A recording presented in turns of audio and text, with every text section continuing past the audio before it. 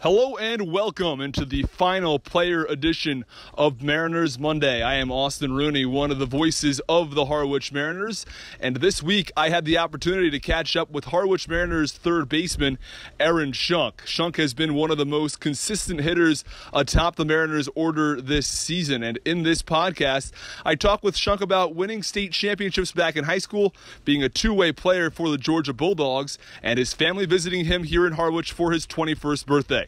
So without further ado, here is Aaron Schunk. First, let's start with your time back in high school. I know you were a varsity starter for 4 years. At what point did you decide to really focus on baseball? So I played basketball and baseball in high school, and when I finished my freshman year on the JV basketball team, I kind of decided that it was time to focus on baseball because I knew that's where my career was headed, and that's when I devoted my whole time to baseball. Did you ever think of yourself as a basketball player growing up, or were you really intent on playing baseball? I've always been intent on playing baseball. Grew up watching the Braves, so that was my team. That's who I mimicked myself after, but I definitely thought basketball could be something, but as I got older, baseball was definitely my right path. And I know you won the state championship both in your freshman and in your senior year back in high school, so what did it mean for you to reach that ultimate goal back in high school?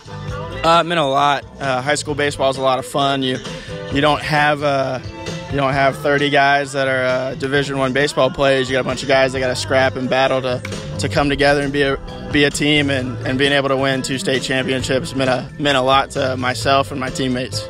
So take me through a couple of those runs you made to the state championships and how you guys ultimately won the title. So freshman year we made it. We got swept in the regular season by our in-state rivals, Westminster, and our coach told us after that 3-game series, he said, it's going to feel really sweet when you dogpile against those guys in the state championship. And we went through the playoffs, and it ended up being us and Westminster at Westminster, and we ended up dogpiling on their field, and it was a pretty surreal moment being a freshman, getting to do that with a bunch of guys, knowing it was a lot of guys last time playing baseball, and got to send them out with a ring. Well, you're able to do that your freshman year. You weren't able to get it your sophomore and junior year, but then you finished back your senior year and you win the title yet again. Yeah, my senior year was probably our least talented baseball team out of the 4 years, but we just had a bunch of guys that bought in, just a bunch of team players that knew their role, and we were able to grind it out and beat Wesleyan at Wesleyan, and it was an amazing feeling playing your last high school baseball game and coming out on top. And so from growing up from your middle school years into your high school years and now into college, was there one person who was the biggest influence on you in baseball? I'd have to say my parents. Probably wasn't one person, but having my parents around, and if I had to pick one, it was probably my dad. He was my pitching machine and my coach for as soon as I was born. My first Braves game when I was 3 weeks old. So tough parenting on the germs there, but we got to go see John Smoltz pitch when I was 3 weeks old, so that was definitely the priority. But my dad's been the greatest influence on me, just as a person, as a baseball player. And we've talked about your time growing up in Georgia, going to high school in Georgia, winning state championships in Georgia. Was it always a dream of yours to play for the Georgia Bulldogs? Actually, no.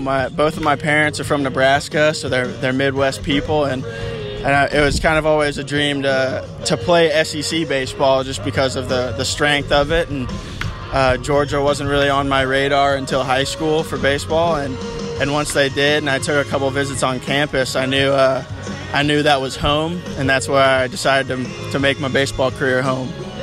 Well, you came into Georgia as both a pitcher and a hitter, and you've done both very effectively there. Are you looking to pursue both pitching and hitting moving forward?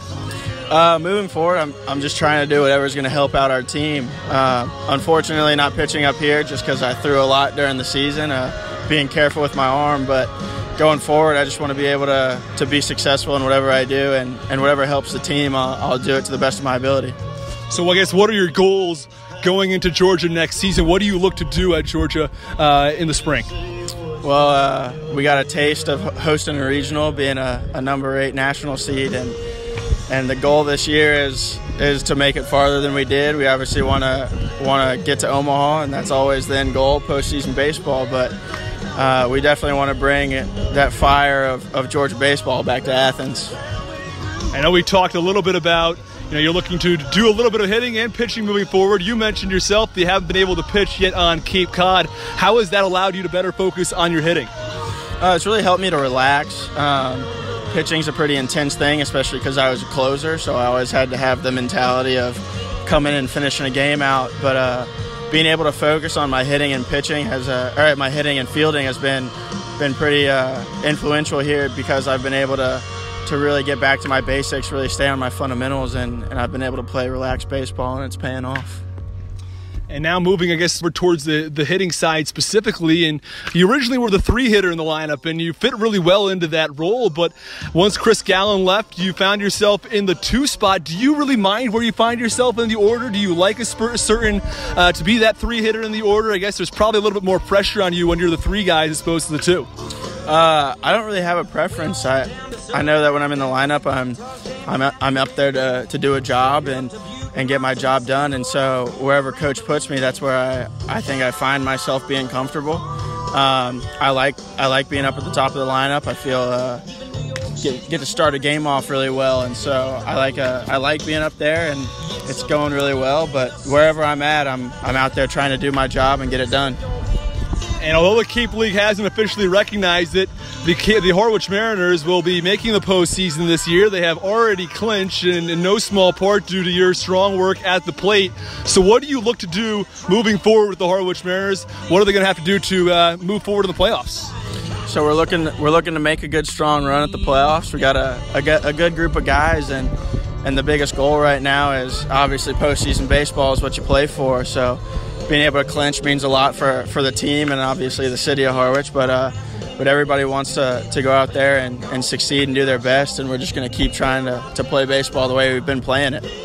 And you have a couple of important games coming up. The YD Red Sox are the #1 overall team in the East Division, and then you will be playing the Chatham Anglers later this week. These are 2 teams you've had trouble beating so far this season. What are you going to have to do to take home some wins and build up some confidence moving into the playoffs? We just need to play clean baseball.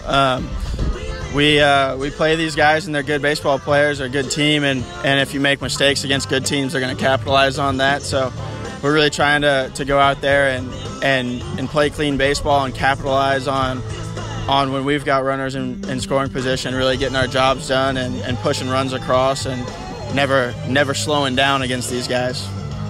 Well, I know moving over towards a personal note, you had your family up here a few days ago. What were you able to do with them? I know you had your 21st birthday when they were up here, so take me through that.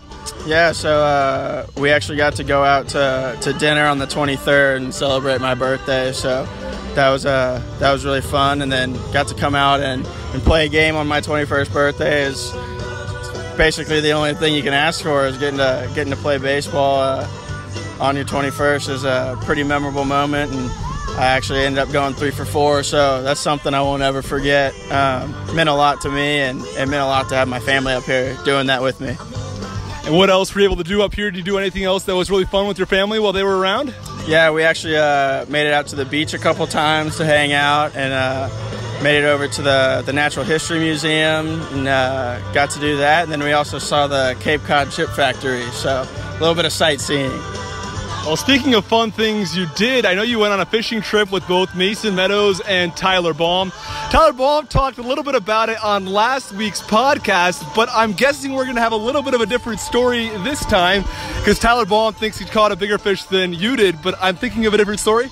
Yeah, Tyler thinks he caught a bigger fish, but the funny thing was everybody took pictures with mine because they thought that was the biggest one out there. So all of the pictures that have been posted are with my fish. So Tyler may think he had the biggest fish, but mine's the one that made all the pictures, and we think it was definitely the bigger one. So is there any way to definitively decide which one was bigger? Did you guys weigh it or measure it or anything like that? Oh, we have no proof but the eye, and so my eyes definitely said mine was bigger. So Tyler's just coming up short. So I know Tyler Baum was your roommate, as I mentioned earlier. Mason Meadows was your other roommate. So you're living with Fran, is that right? Yeah, with Fran Bastian. So Tyler and Mason have left for the summer, so is it just you? We actually just picked up a new roommate, John Kleins from VMI. He's a left-handed pitcher, and he actually moved in yesterday, so getting to know him right now, and felt a little empty without Tyler and Mason, but I'm getting to know John, and it's going to be a good rest of the summer. Well, I know that a lot of younger Mariners fans will be listening to tonight's podcast, and as we've seen, you've made some outstanding plays out in the field over at third base. So what would you tell a younger Mariners fan to become better defensively? The biggest thing is to keep playing baseball. The biggest thing that made an impression on me is you have to find a way to get better every day, and if you're not getting better, then somebody else is. So just taking ground balls, playing the game, and just making sure that you're doing something every day. It's going to help you to build your repertoire of seeing ground balls, and it's going to help you to get better defensively and just better player overall. So we've seen you're talking about hard work out there in the field. Clearly you're a hard worker. How would you describe yourself off the field, and what do you like to do off the field? Off the field, I tend to be a hard worker. Most of the stuff I do, one of my hobbies is I like to work out. So it's still, a lot of people see that as baseball, but I love working out. I love going fishing, playing Fortnite with some of the guys, which is a classic. But just relaxing and finding a way to take your mind off the game. And when I'm not playing, I'm finding a way to watch it. So just watching either pro games or college games. So just finding a way to stay in it.